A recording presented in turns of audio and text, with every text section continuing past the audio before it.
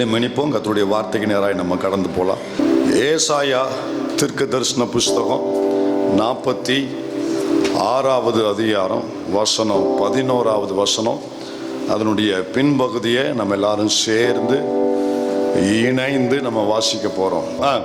அதை சொன்னேன், அதை நிறைவேற்று, அதை திட்டம் பண்ணினேன், அதை செய்து முடிப்பேன். சுவாசிக்கிற பிள்ளைங்க நல்லா கண்ணை மூடி 1-2 நிமிடம் கர்த்தருக்கு இந்த மாதத்துக்காக நன்றி செலுத்துவோம். 6 மாதம் முடிந்து புதிய மாதம், இது வருஷத்தின் நடுப்பகுதியில் கர்த்தர் நம்மை அழைத்து வந்திருக்கிறார். வேத வாக்கியங்களின்படி, கர்த்தருடைய வார்த்தையின்படி வருஷங்களின் நடுவில் எங்களை உயிர்ப்பிப்பீராக ஆண்டவரே. நல்ல வாயால, மனதார, உள்ளத்தால கர்த்தரை ஸ்தோத்திரம் பண்ணுகிற பிள்ளைங்களுக்காக நன்றியப்பா. ஆண்டவரை ஸ்தோத்திரம் பண்ணுங்க. நன்றி சொல்ல எவ்வளவோ விஷயம் இருக்கு. எங்களோடு பேசுங்கப்பா. வார்த்தையை கொடுத்து ஜனத்தை ஆசீர்வதிங்கப்பா. எங்கள் கண்கள் திறக்கப்படட்டும். வந்திருக்கிற ஒவ்வொருவருடைய மனக்கண்கள் திறக்கப்படட்டும். வார்த்தையை அறியக்கூடாதபடி, உள்வாங்க கூடாதபடி, புரிந்து கொள்ளக்கூடாதபடி இருக்கிற எல்லா மந்த நிலைமைகளையும் இயேசுவின் அதிகாரமுள்ள நாமத்தில் நீக்கும்படி நாங்கள் ஜெபிக்கிறோம். அல்லேலூயா. பிரகாசம் உள்ள மனக்கண்கள் எனக்கும் எங்களுக்கும் சபைக்கு நீர் தருவீராக ராஜா, இயேசுவின் நாமத்தில் பிதாவே. ஆமென், ஆமென். உட்காருவோம். அதை சொன்னேன், அதை நிறைவேற்றுவேன். வாசி. அதை நிறைவேற்றுவேன், அதை திட்டம் பண்ணினேன், அதை செய்து முடிப்பேன். அதை செய்து முடிப்பேன். சிறையிருப்புல ஜனங்கள் இருக்கும் பொழுது தேவன் அவர்களுக்கு பார்த்து சொல்லுகிற வார்த்தை இது: நீங்க இப்ப இருக்கிற இந்த நிலைமை நிரந்தரம் இல்ல. இதுல இருந்து உங்களை வெளியே கொண்டு வரக்கூடிய ஒரு திட்டம் என் இருதயத்துல நான் வச்சிருக்கிறேன். அதை குறித்து நிறைய உங்களுக்கு நான் சொல்லி இருக்கிறேன். அதை நான் செய்து முடிப்பேன். திட்டம் பண்ணி இருக்கிறேன், அதை நிறைவேற்றி காண்பிப்பேன் அப்படின்னு கர்த்தர் பேசுறார். அவர்கள் இருக்கிற நிலைமை நிரந்தரம் அல்ல. இந்த காலை நேரத்தில், இந்த ஆலயத்தில், இந்த ஆராதனையில், 2வது ஆராதனையில் கர்த்தரை ஆராதிக்கவும் ஆண்டவர் ஏதாவது ஒரு வார்த்தை எனக்கு கொடுக்க மாட்டாராங்கிற ஒரு எதிர்பார்ப்போடு உட்கார்ந்துருக்கிற சகோதரா, சகோதரி, தாயை, தகப்பனே, நன்றாய் கவனிங்க.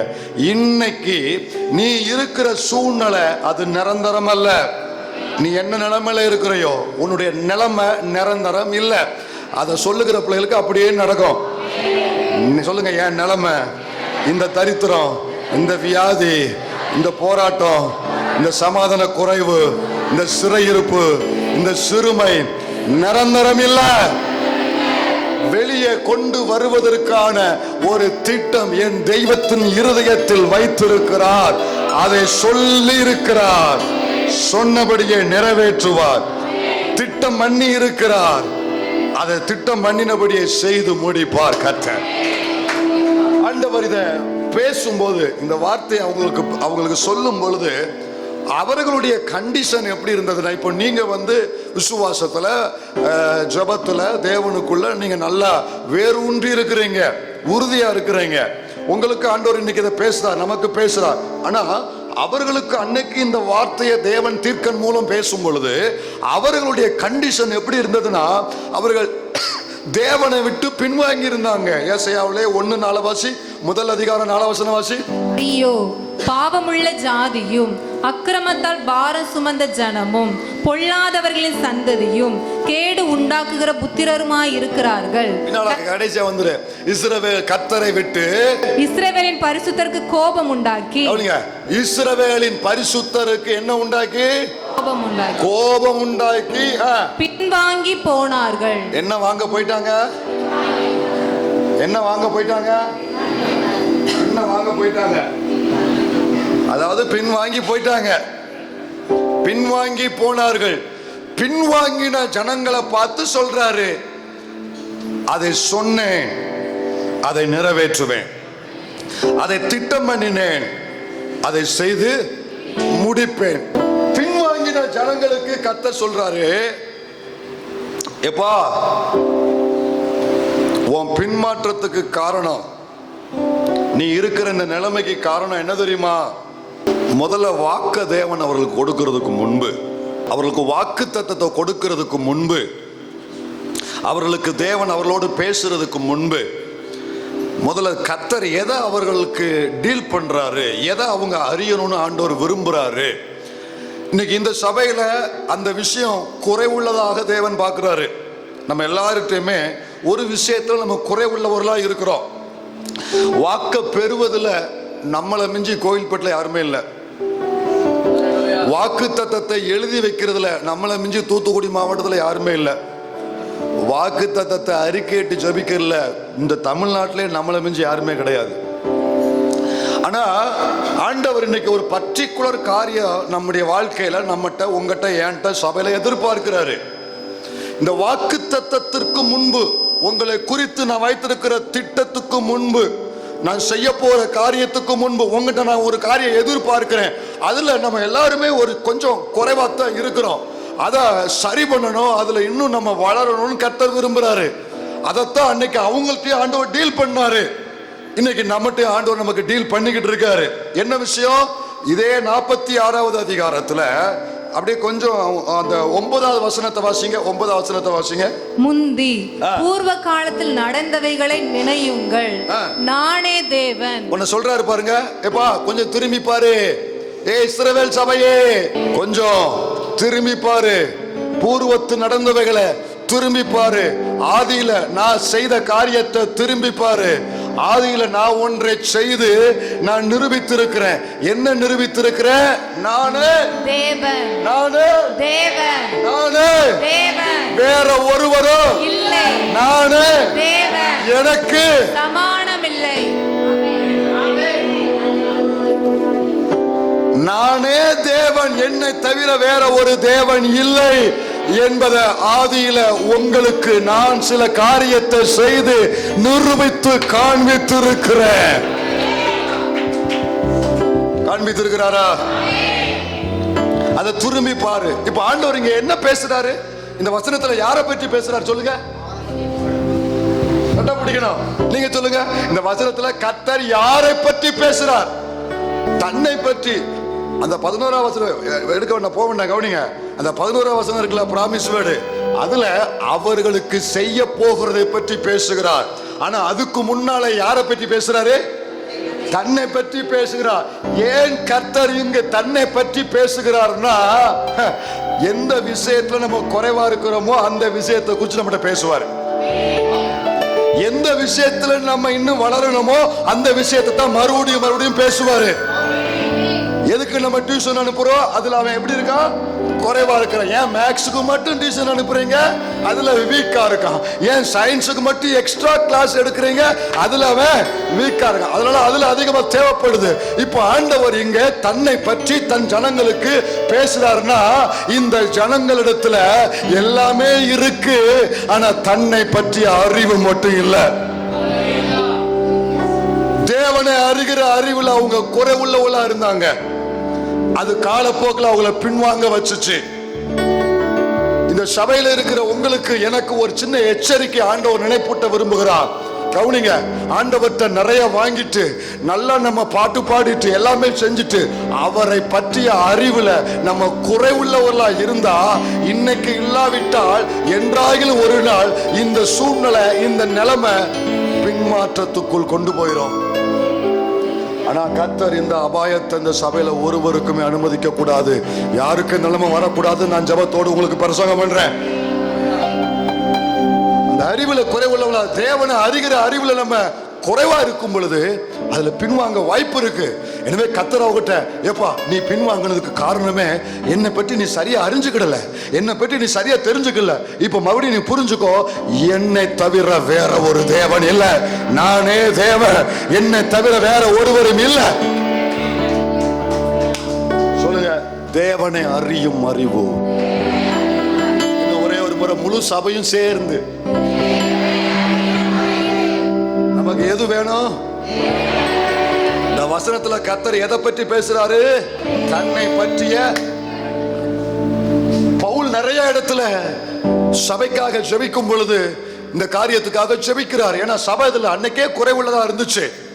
கொலோசியர்ல 1 அதிகாரத்துல 9வது வசனத்தை வாசி. கொலோசியர் 1:9. இது நிமித்தம் நாங்கள் அதை கேட்ட நாள் முதல். கொலோசியர் சபைக்கு பவுல் எழுதும் பொழுது அவர்களுக்கான ஒரு ஜெப குறிப்பை சேர்க்கிறாரு. அந்த ஜெப குறிப்பு என்னன்னா, கவனிங்க வாசி.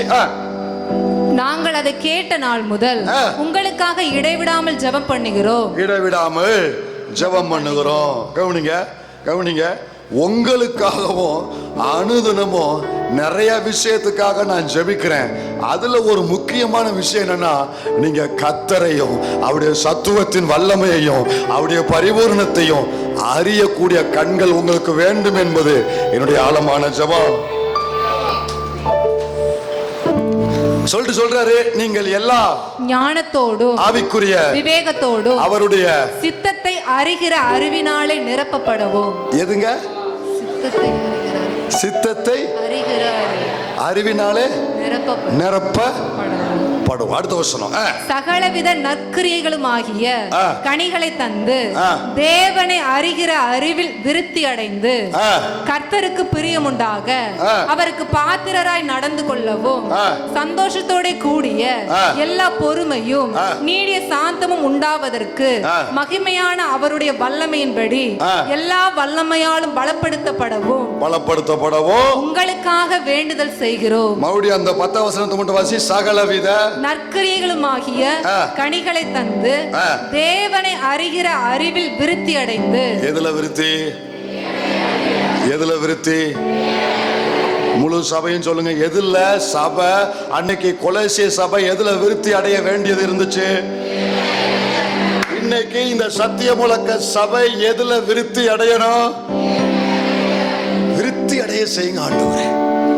எல்லைய பெருசா ஆக்குங்க ஆண்டவரே. கண்டிப்பா ஆக்கித்தான், ஒரு வழியே கிடையாது.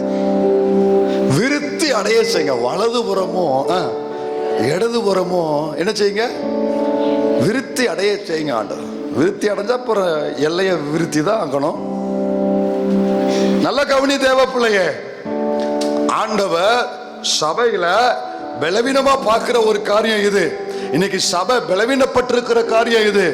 தேவனை அறிகிற அறிவு இந்த சபைக்கு மிக அவசியம். ஏன் கேளுங்க, உங்களுக்கும் எனக்கும் சகல ஆசீர்வாதங்களையும் கிறிஸ்துவுக்குள்ள தேவன், எபேசி 1:3 வாசிக்கிறோம், கிறிஸ்துவுக்குள்ள தேவன் ஏற்கனவே ஆயத்தப்படுத்தி. எபேசியர் 1:3 வாசி. நம்முடைய கர்த்தராகிய இயேசு கிறிஸ்துவின் பிதாவின் தேவனுக்கு ஸ்தோத்திரம். அவர் கிறிஸ்துவுக்குள் உன்னதங்களிலே ஆவிக்குரிய சகல ஆசீர்வாதத்தினாலும். கொஞ்சமா சொல்லுங்க.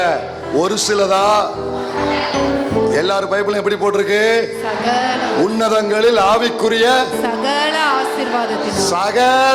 ஆசீர்வாதத்தினால் உங்களுக்கு வேண்டிய கிருபை, உங்களுக்கு வேண்டிய வல்லமை, உங்களுக்கு வேண்டிய வரம், கனிகள், அபிஷேகம் உங்க குடும்பத்துல உங்க வாழ்க்கையில எது குறைவா இருக்கிறதோ அந்த சகலமும் அவர் ஏற்கனவே உன்னதத்துல ஆசீர்வதிச்சு வச்சிருக்கிறாரு.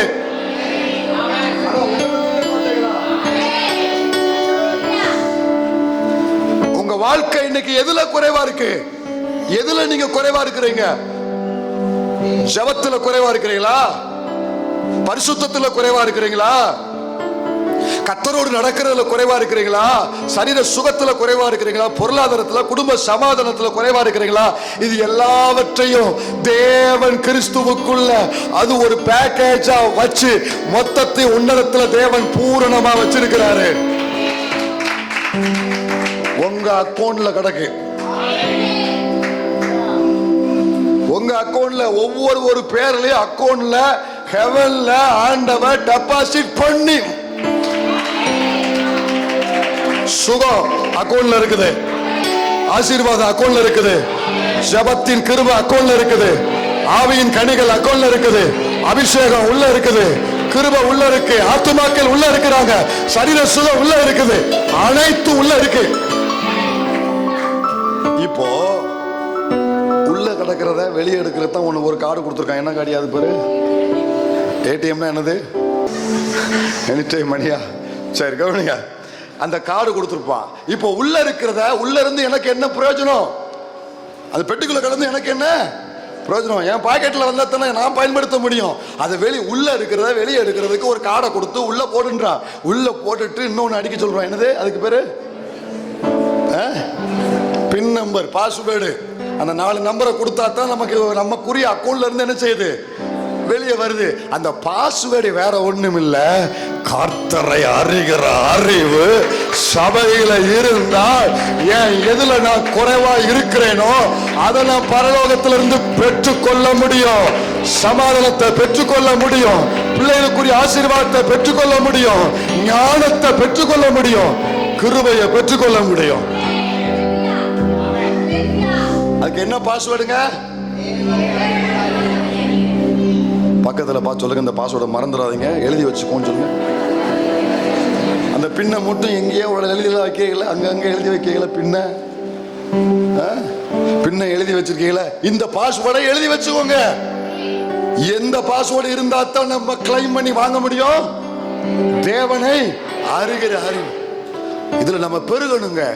என் ஆண்டவர் யார், அவர் எப்படிப்பட்டவர், என்னை ரட்சித்திருக்கிறாரு, இந்த தேவன் எப்படிப்பட்டவர், இவருக்கு இணையா இந்த உலகத்துல எவருமே யாருமே எந்த வல்லமையும் கிடையாது. இந்த தேவனுக்கு முன்பதாக பர்வதமும் உருக ஆரம்பிச்சதும், இந்த தேவன் சர்வத்துக்கும் சர்வ பூமிக்கும் தேவனானவர், சகலவற்றையும் சிருஷ்டித்தவர். எனக்கு செய்ய வேண்டியது இவருக்கு லேசான காரியம். இவ்வளவு பெரிய காரியத்தை லேசா சிருஷ்டித்திருக்காரு, என் காரியம் அவருக்கு லேசான. மனவாரம் பேசினார்ல, கர்த்தராகிய தேவனாகிய கர்த்தரே நீர்.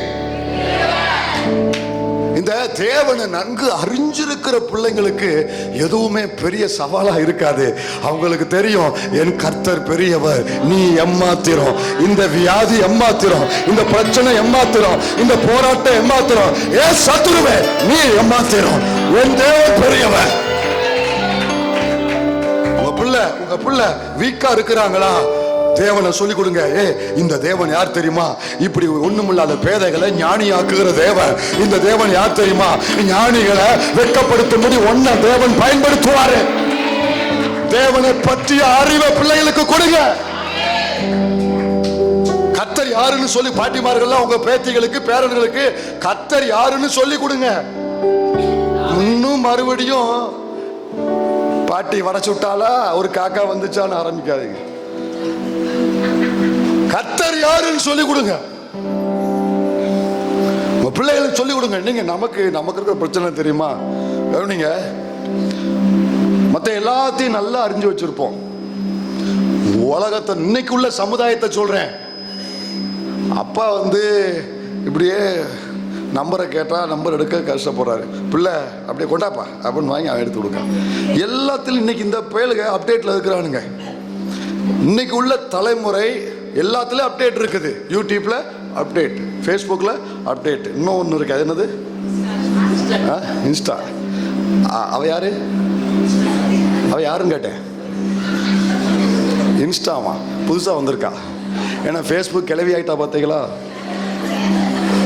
ஃபேஸ்புக்கு கிளவி ஆயிட்டா, அவ்வளோதான். அவ பழசு. பழசுக்கு நம்ம ஊரில் என்ன இல்லை, மதிப்பே கிடையாது. அது வயசான கேஸ் தான் இப்போ அதில் இருக்கும். ஃபேஸ்புக்கில் இருந்து அவனுக்கு என்ன ஆகி போச்சுன்னு அர்த்தம்? வயசாகி போச்சுன்னு அர்த்தம். எதில் தான் இருக்கணும்? இன்ஸ்டாவில் தான் இருக்கணும்.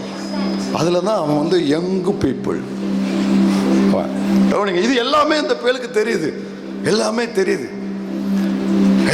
கர்த்தர் மேய்ப்பராக இருக்கிற எங்கப்பா இருக்குன்னா எபேசியர் 118ங்க. 1 சாமுவேல் எடுக்கிறான், பிரசங்கம் முடிஞ்சிருச்சு. நம்மளுக்கு ஒன்றும் தெரிய மாட்டேங்குது. ஆமாங்க, ஒருத்தன் ஓசியா புஸ்தகத்தை தேடுறான் 3 ஆராதனை முடிஞ்சு வச்சு. எல்லாம் உலகத்தின் சகல காரியமும் நமக்கு என்ன தெரியுமா? உலகத்தின் சகல காரியமும் உள்ள இருக்கிறதுனால தான் அறிய வேண்டியதை நம்மளால என்ன செய்ய முடியல, அறிய முடியல. அங்க என்னாச்சு, இங்க என்னாச்சு, அங்க குண்டு விழுதுச்சா, இங்க குண்டு விழுதுச்சா, அவன் இருக்கானா, அவன் செத்தானா, பக்கத்து ஊர்ல என்ன ஆகி போச்சு, ஒரே சத்தமா இருக்கிறே, இருக்காங்களா, டைவர்ஸ்க்கு அப்ளை பண்ணிட்டாங்களா? நிறைய புத்தி சரியில்லை. நம்ம மற்றவன் எப்படி இருக்கான்னு பார்க்க அறிகிறோம். ஒன்னா போறாளே போட்டோம். யாரும் எங்கேயும் வந்துடக்கூடாது. ஒரு பை வந்துடக்கூடாது. என்ன பையில போகுது? கண்ணாடியை போட்டுக்கிட்டு இப்படி கண்ணாடிக்குள்ள ஓடி போகுது. பையில என்ன கொண்டு போறா? அவன் என்னவும் கொண்டு போட்டோம்.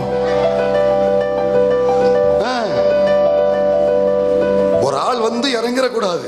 வாசல்ல உட்காந்துக்கிட்டு அங்கேயும் இங்கேயும் ஸ்கேன் பண்றது.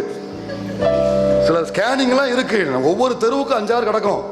வாசல்ல உட்காந்துருக்கோம், இங்கிட்டு பார்க்கும், இங்கிட்டு பார்க்கும், இங்கிட்டு பார்க்கும். இப்படி குப்பைகளா சேகரிச்சு வைக்கிறீங்களே, எப்படி உங்களால சமாதானமா இருக்க முடியுது? குப்பைகளை சேகரிக்காதீங்க. நேற்று சொன்னேன், அதாவது ஒரு முறை இந்த சிம்மு வந்து சிம்மு வந்து அதில் ஏதோ பிரச்சனை ஆயிட்டு, அப்போ வேற சிம்மு ரீப்ளேஸ் பண்ணணும். அங்கே போய் கொடுத்தா அந்த சிம்மை உள்ளே போடுறான். அப்போ சிம்மு ஆக்டிவேட் ஆனால் ஒரு மெசேஜ் வரணுன்றான். மெசேஜ் வரமாட்டேது. இதுக்கு முந்தின இன்னும் ஒரு ஃபோனில் அது இன்னும் கொஞ்சம் சிறுசாக இருக்கு, மெசேஜ் வரமாட்டுக்கு. சார் மெசேஜ் வந்தால் தான் சார் ஆக்டிவேட் பண்ண. வரமாட்டுக்கு. நான் கொண்டாங்க சாருங்கண்ணா, இந்தா எப்படியா அப்படின்னு கொடுக்குறேன். பார்க்கலாம் சார், இவ்வளவு மெசேஜ் உள்ளே கிடந்தா எப்படி சார் வரும்? 5 வருஷமா வந்த கம்பெனிலேருந்து பல கம்பெனிலேருந்து வந்த மெசேஜ் உள்ளே கிடந்துச்சா, இதை டெலிட் பண்ணாதான் சார் வருங்க. டெலிட் பண்ணியா, நீயே பண்ணியா அப்படின்னு எல்லாத்தையும் செலக்ட் பண்ணா, ஆல் செலக்ட் இருக்கு பாருங்க, அதை செலக்ட் பண்ணி மொத்தமாக டெலிட் கொடுத்தான். அப்படியே எல்லாம் டெலிட் ஆச்சா, புது புது புது புதுன்னு வந்து விழுந்துச்சு, சிம் ஆக்டிவேட் ஆயிடுச்சு. இன்னைக்கு ஆண்டவர் வாரம் நம்மளோடு பேசிக்கிட்டு இருக்கிறாரு.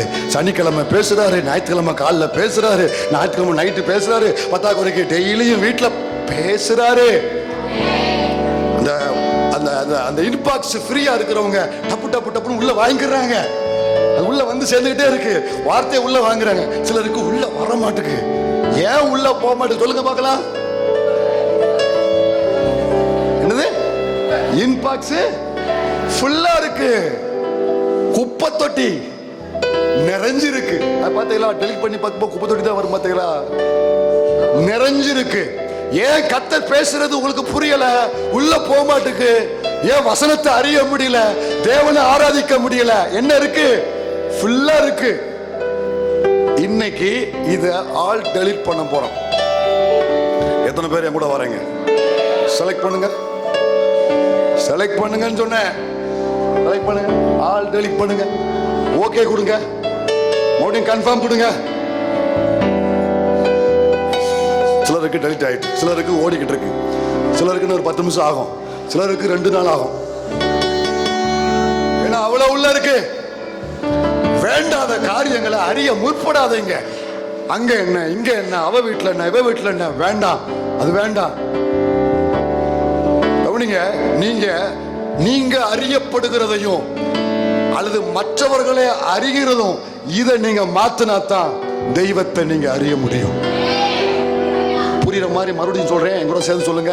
நான் அறியப்படுவதையும் மற்றவர்கள் காரியத்தை அறிந்து கொள்வதையும் நிறுத்தினால்தான் தேவனை அறிந்து கொள்ள முடியும். இது எத்தனை பேருக்கு புரிஞ்சது? 2 விஷயம் சொன்னேன். மற்றவங்க காரியத்தை அறியணும் முற்படக்கூடாது. எனக்கு எதுக்குங்க? எனக்கு எதுக்கு? ஒரு செய்தியை கேட்டா கத்தாவே அந்த குடும்பத்துக்கு உதவி செய்யுங்க, ஜெபம் பண்ணிட்டு போ, ஆராய்ச்சி பண்ணாதீங்க. மற்ற குடும்பம் மற்றவர்கள் காரியங்களை அது என்ன என்ன வந்தானா போனானா, நல்லா இருக்கானா, சந்தோஷமா இருக்க, என்ன இன்னைக்கு உன் புருஷன் வந்த உடனே போயிட்டான், சாப்பிட்டானா இல்லையா, அவன் என்ன பண்றான், two your duty, don't monkey duty. இங்க இருக்கிறவங்க எல்லாருக்கும் சொல்றேன், உங்களுடைய வேலைகள், உங்களுக்கு கொடுக்கப்பட்ட பொறுப்பு, உங்க குடும்பம், ஓம் மனைவி, ஓம் கணவர், ஓம் பிள்ளைங்க, இதை மட்டும் பாருங்க. மற்ற எல்லா உலகத்தின் காரியங்கள் எல்லாம் அறிந்து கொள்ளணும்னு நினைக்காதீங்க. அந்த குப்பைகளுக்கு இடம் கொடுத்தேன்னா இது நீங்க விட்டுருவீங்க. 2வது சொன்னேன், மற்றவர்களை அறிந்து கொள்வதையும் நிறுத்துங்கன்னு. இன்னொன்னு சொன்னேன், நான் அறியப்படுவது. சிலருக்கு இன்னைக்கு என்ன தெரியுமா, காரியம் எங்கேயாவது போறாங்க, உதாரணமா சொல்றேன், எங்கேயாவது போறாங்க, ஒரு டூர், ஒரு பிக்னிக் போறாங்கன்னா அங்க போய் இயற்கையில பார்த்து ரசிக்க தெரிய மாட்டேங்குது இன்னைக்கு இருக்கிற ஜெனரேஷன்.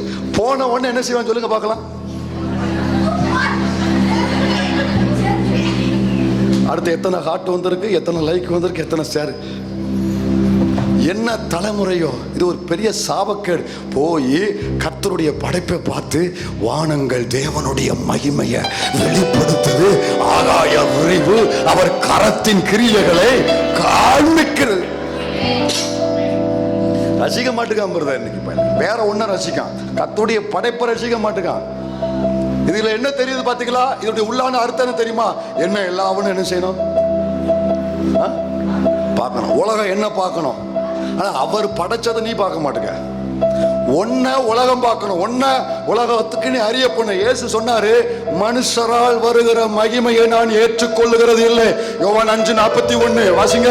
இயேசு சொன்னாரு, யோவான் 5:41 வேகமா. நான் மனுஷரால் மகிமையை ஏற்றுக்கொள்ளுகிறது இல்லை. எல்லாரும் சேர்ந்து சொல்லுங்க.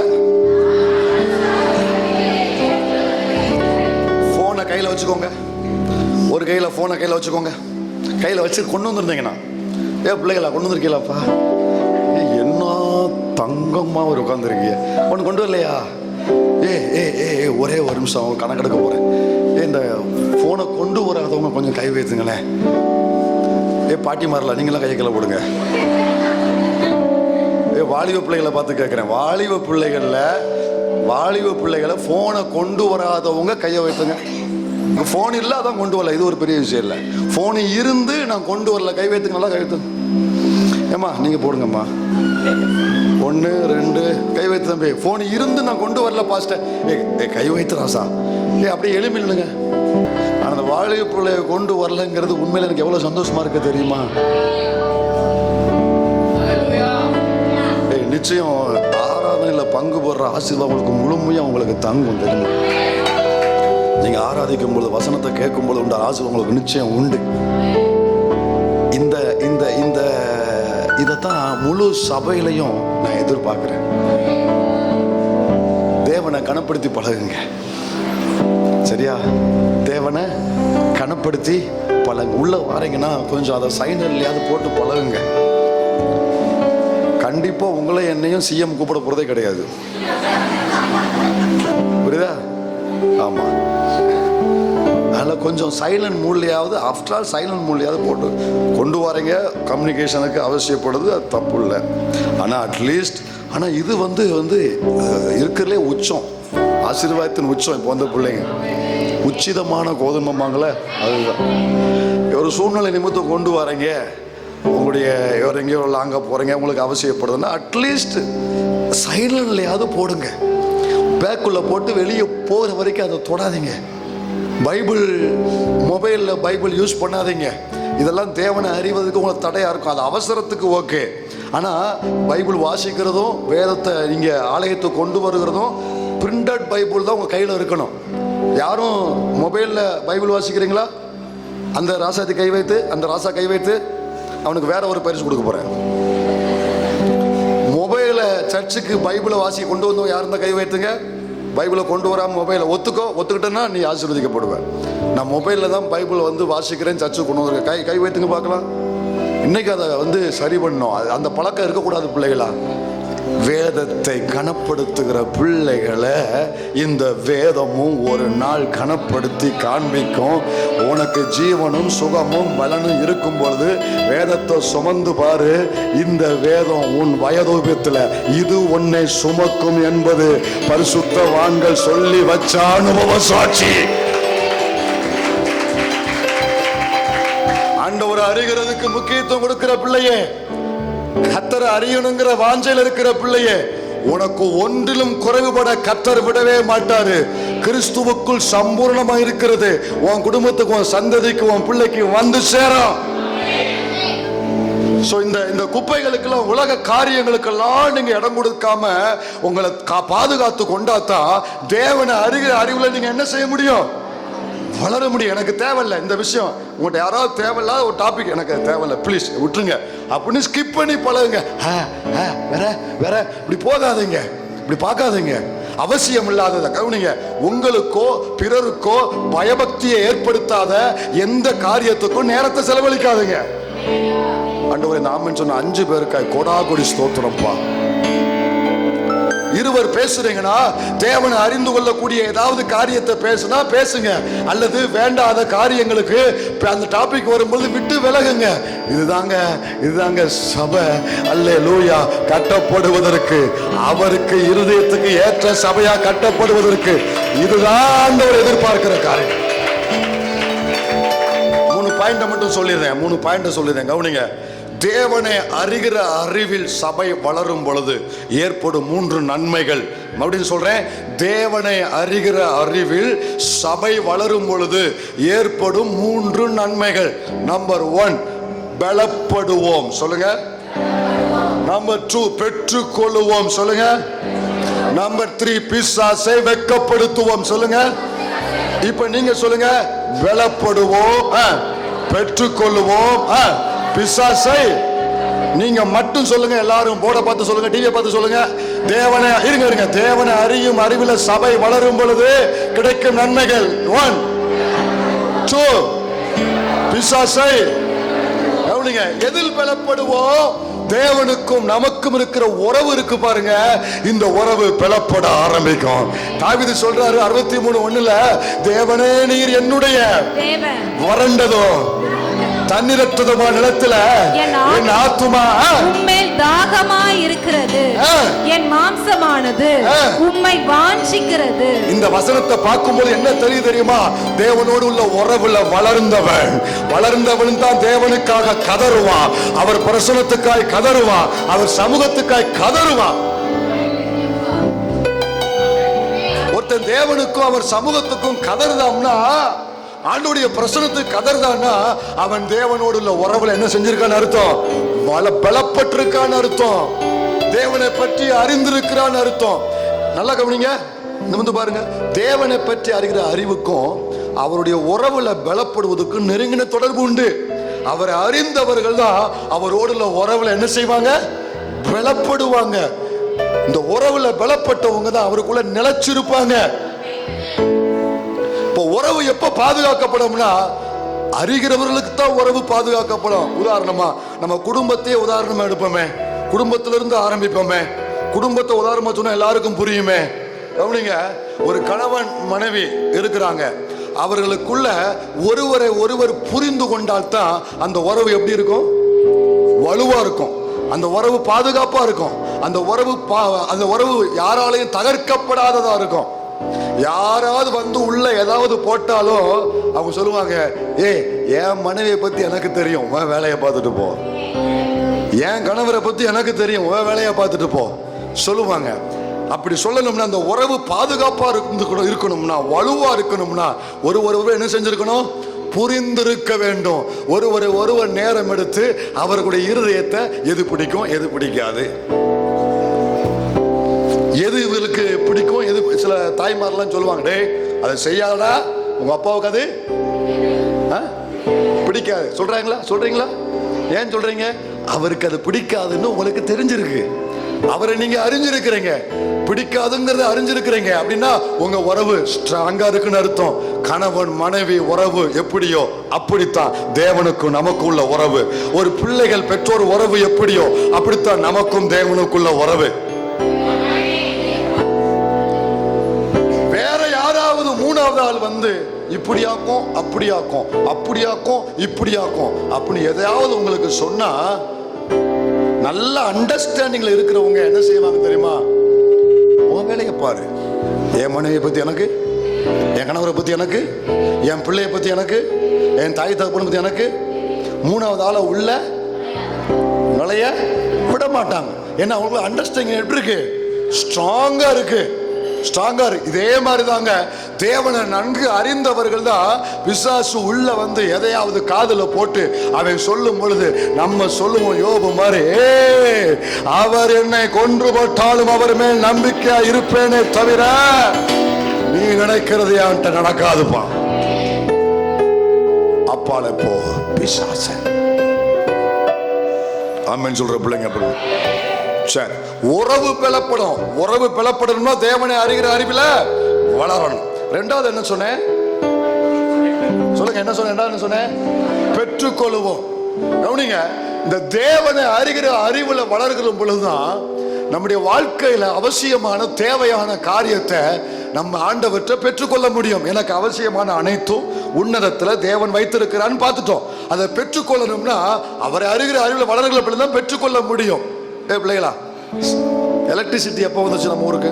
நம்ம ஊர்னா எப்போ கண்டுபிடிச்சான்? வருஷம் இருக்கு தெரியுமா? நீங்க யோசிக்கிறதுக்குள்ளே சாயங்காலம் ஆரம்பிச்சிருவோம். யோசிச்சு சொல்லுங்க. ஒரு 17ஆவது நூற்றாண்டுங்கிறது எனக்கு லேசா ஞாபகம் இருக்கு. 17ஆவது நூற்றாண்டுல தான் எலக்ட்ரிசிட்டி இந்த பூமிக்கு வந்துச்சு. அப்படிதானே லெக்சர்லாம் இருக்கிறாங்க இங்க. 17ஆவது நூற்றாண்டுல தான் இந்த எலக்ட்ரிசிட்டி கண்டுபிடிக்கப்பட்டது. 17ஆவது நூற்றாண்டுல சரி, இந்த எலக்ட்ரிசிட்டி எதுல இருந்து கண்டுபிடிக்கிறாங்க சொல்லுங்க சொல்லுங்க. தண்ணி, சோலாரு, காற்று, அணுமின், அப்புறம் அனல் மின். அணுமின் வேற, அனல் மின் வேற. இப்படி இந்த விஷயம் தண்ணி நமக்கு புரிஞ்ச மாதிரி பேசுவோம். தண்ணீர்ல இருந்து கரண்ட் கண்டுபிடிக்கலாம். ரெண்டாவது காற்று, அப்புறம் சூரிய வெளிச்சம். இப்ப நான் கேட்கிறேன், இது தண்ணீர், காற்று, இந்த சூரிய வெளிச்சம் எல்லாம் 17ஆம் நூற்றாண்டுக்கு அப்புறம் தான் வந்துச்சா? 17ஆவது நூற்றாண்டுக்கு அப்புறம் தான் தண்ணீர் இந்த பூமியில இருந்துச்சா? 17ஆம் நூற்றாண்டு தான் காற்று இந்த பூமியில இருந்துச்சா? அப்பதான் சூரிய வெளிச்சம் வந்துச்சா? இது மூணு எப்ப இருந்து இருக்கு? உலகம் உண்டாக்கப்பட்ட அன்னையில இருந்து காற்று, தண்ணி, சூரிய வெளிச்சம் இருக்கு. ஆனா அதுல இருந்து கண்டுபிடிக்கப்பட்ட கரண்ட் எப்பதான் வந்துச்சு? 17ஆவது நூற்றாண்டு. என்ன காரணம்னா அதை பற்றிய அறிவு இல்லை. அதை பற்றிய அறிவு இல்லாததுனால அந்த பயனை இவன் பெற்றுக்கொள்ள முடியல, அந்த பயனை அனுபவிக்க முடியல, அதனுடைய அந்த பலனை பார்க்க முடியல. அதை பற்றிய அறிவு எப்போ வந்துச்சு? தண்ணீர்ல இருந்து கரண்ட் கண்டுபிடிக்கலாம், காற்றுல இருந்து கரண்ட் கண்டுபிடிக்கலாம், சூரிய வெளிச்சத்திலிருந்து கரண்ட் மின்சாரம் கொண்டு வரலாம். இப்படிங்கிற அறிவு எப்ப வந்துச்சோ, அதை பற்றிய அறிவு எப்ப வந்துச்சோ, அப்ப இருந்துதான் அதனுடைய பயனை இவங்க அனுபவிக்க ஆரம்பிச்சாங்க. புரிஞ்சவங்க மட்டும் கையை அசைத்து நல்லா கவனிங்க, நல்லா கவனிங்க. எனக்கு வேண்டிய அந்த மின்சார சக்தியை போல எனக்கு வேண்டிய ஆசீர்வாதம், எனக்கு வேண்டிய அனைத்தும், என் பிள்ளைக்கு வேண்டிய, என் குடும்பத்துக்கு வேண்டிய, என் எதிர்காலத்துக்கு வேண்டிய, உயிரற்று கிடக்கிற என் வாழ்க்கையை உயிர்ப்பிக்க வேண்டிய, என் குடும்பத்தை தூக்கிவிட வேண்டிய எனக்கு என்னது இப்ப அவசியமா இருக்கிறதோ, இதை நான் எப்ப அவற்றை பெற்றுக்கொள்ள முடியும் தெரியுமா? இதை என் தேவன் எனக்கு செய்ய வல்லவர், இதை என் தேவனுக்கு லேசான காரியம். அவரை அறியும் பொழுதுதான் எனக்கு வேண்டியதை நான் பெற்றுக்கொள்ள முடியும். புரிஞ்சவங்க மட்டும். இந்த அறிவு இல்லாத பட்சத்துல நமக்கு வேண்டியதை தேவனிடத்துல பெற்றுக்கொள்ள, பைபிள்ல இருந்து சொல்றேனே, அத்தனை வருஷம் அதே ரோட்டுல பிச்சை வாங்கிக்கிட்டு இருக்கான் பர்திமேயு. அத்தனை வருஷம் இருக்கான். யார் யாரோ போனாங்க, யாரையும் கூப்பிடல. ஆனா அன்று ஒரு நாள் அந்த வீதியில ரட்சகர் நடந்து போகும் பொழுது காதுல தான் கேள்விப்பட்டான். ஐயா, வெறும் காதுல கேள்விப்பட்டான். அவன் உடனே எழும்புனா, கூப்பிட்டான், தாவீது எனக்கு. அவன் கூப்பிடுறான்னா உள்ளத்துக்குள்ள அவனுக்குள்ள என்ன ஓடி இருக்கு தெரியுமா? இவர் தான் என்னை சிருஷ்டித்த ரட்சகர், இவரால மட்டும்தான் இந்த குருட்டு கண்ணை திறக்க முடியும், இவரால மட்டும்தான் என்னை தூக்கி விட முடியும். புறக்கணிக்கப்பட்ட இந்த சமுதாயத்துக்கு முன்பதாக காலுக்கு கீழே தள்ளப்பட்ட என்ன மறுபடியும் தூக்கி விட இவரால தான் முடியுங்கிற இந்த அறிவு இருக்கு பாருங்க. அவரை அறிந்த அறிவு. இவர் தாவீதின் குமாரன், இவர் தான் மேசியா, இவர் தான் ரட்சகர், என்னை வாழ வைக்கும் தெய்வம். இந்த அறிவு அவனை விசுவாசிக்க வச்சு அவனை கூப்பிட வச்சுச்சு. சொல்லுங்க என் கூட வாங்க. இந்த அறிவு விசுவாசிக்க வச்சு கூப்பிட வச்சுச்சு. சும்மா கூப்பிடலையா? சும்மா இதுக்கு முன்னாடி எத்தனை பேர் போன கூப்பிட்டானா? இவர் எல்லாவனும் கொட்டினா, மற்றவனா கொட்டினா, சும்மா இருந்தா. இவன் பதிலுக்கு, உன்னால என்ன கொட்டத்தான் முடியும், இந்த குருட்டு கண்ணை அவரால் மட்டும்தான் திறக்க முடியும். நீ கொட்டு, நான் கூட்டுவேன். நீ கொட்டு, நான் கூட்டுவேன். உலகம் எவ்வளவு கொட்டினாலும், சொந்த பந்தம் எவ்வளவு கொட்டினாலும், சூழ்நிலை எவ்வளவு கொட்டினாலும், நீ சொல்லு, நீ எவ்வளவு கொட்டினாலும் நான் அவரை கூப்பிடுகிறத கூட்டுவேன், என் ஆராதனையை கூட்டுவேன், என் ஜபத்தை கூட்டுவேன், என் விசுவாசத்தை கூட்டுவேன்.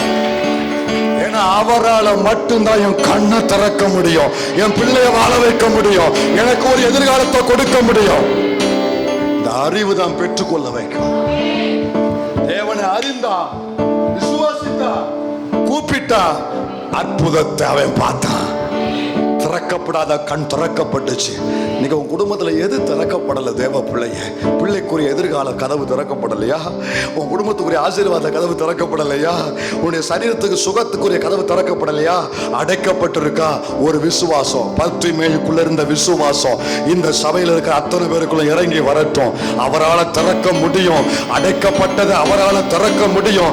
அடைக்கப்பட்ட கற்பம், அடைக்கப்பட்ட கண்ணு, அடைக்கப்பட்ட சுகம், அடைக்கப்பட்ட பொருளாதாரம், அடைக்கப்பட்ட ஊழியம், அடைக்கப்பட்ட எதிர்காலம் அனைத்தையும் தாவீதின் குமாரனாகிய இயேசு கிறிஸ்துவால, என் தேவ குமாரனாகிய இயேசு கிறிஸ்துவால திறக்க முடியும்.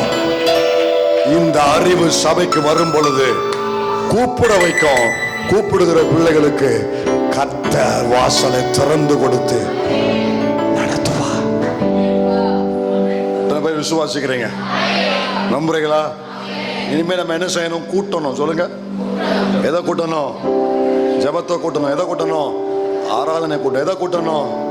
ஊழியத்தை கூட்டணும். எதை கூட்டணும்? வேத தியானத்தை கூட்டணும். கூட்டி பாருங்க, அனைத்தையும் கூட்டி பாருங்க. கழிக்கப்பட்ட உங்க வாழ்க்கையை பெருக்கி காட்டுவார். சொல்லுங்க, கூட்டினால் கழிக்கப்பட்ட என் வாழ்க்கைய பெருக்கி காண்பிப்பார். விசுவாசிக்கிற அத்தனை பேர் ஆமென் சொல்றீங்களா? இதைத்தான் ஆண்டவர் அந்த ஜனங்களுக்கு சொல்றாரு வாக்கு கொடுக்கிறதுக்கு முன்பாக. எப்பா, நான் தான் தேவன், என்ன தவிர வேற ஒரு இதை நீ புரிஞ்சுக்கோ. உனக்கு அற்புதம் செய்யணும்னா நான் என்னால மட்டும்தான் முடியும். உன் குடும்பத்தை ஆசீர்வதிக்க என்னால மட்டும்தான் முடியும். அங்க எங்க போகாத, அவன் சொன்னா இங்க சொன்னா போகாத, மற்றவங்களை தேடி போகாத. உனக்கும் உன் குடும்பத்துக்கும் ஒரே வழி நான் மட்டும்தான். இதை நீ புரிஞ்சுக்கோ.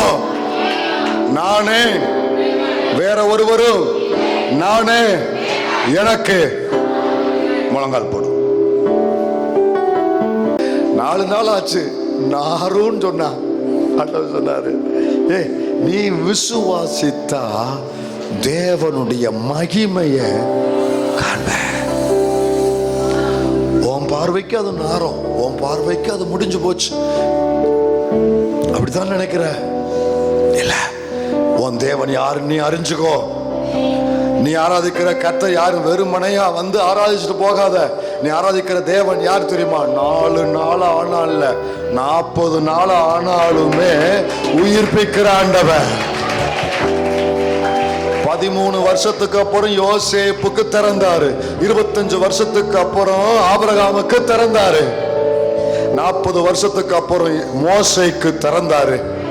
430 வருஷத்துக்கு அப்புறம் இஸ்ரவேலர்களுக்கு திறந்தாரு. அந்த தேவன் நம் நடுவில் இருக்கிறார். காலங்கள் ஒரு பொருட்டல்ல. நீ அவரை அறிந்து கொள், அவரை விசுவாசி, அவரை நம்பு. தகப்பனே, யார் யாருக்கு எவைகள் அடைக்கப்பட்டிருக்கோ அவைகளை திறக்க நீர் வல்லவர். நீரே தேவன். ஆதியில நீர் செய்தவைகளை நினைக்கிறோம். அன்றைக்கு இதை விட பெரிய பெரிய சவால்கள் எங்கள் வாழ்க்கையில வந்துச்சு. அவைகளை எல்லாம் கர்த்தர் உடைத்தெறிந்து அந்த செங்கடலை 2ஆய் பிளந்து நீர்தான் தேவன் என்று எங்கள் மூலம் நிரூபித்தவர் நீர் அல்லவா? அதே தேவனைத்தான் இன்றைக்கு நாங்கள் ஆராதிக்கிறோம்.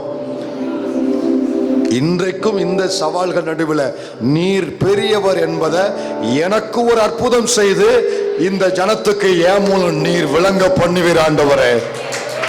எனக்கு திறக்கப்படாத காரியத்தை நீங்க திறந்து என்னை சுத்தி இருக்கிறவர்களுக்கு நீர்தான் பெரியவர் என்பதை நிரூபிச்சு காண்பிப்பீர் ஐயா. நான் இதை விசுவாசிக்கிறேன்.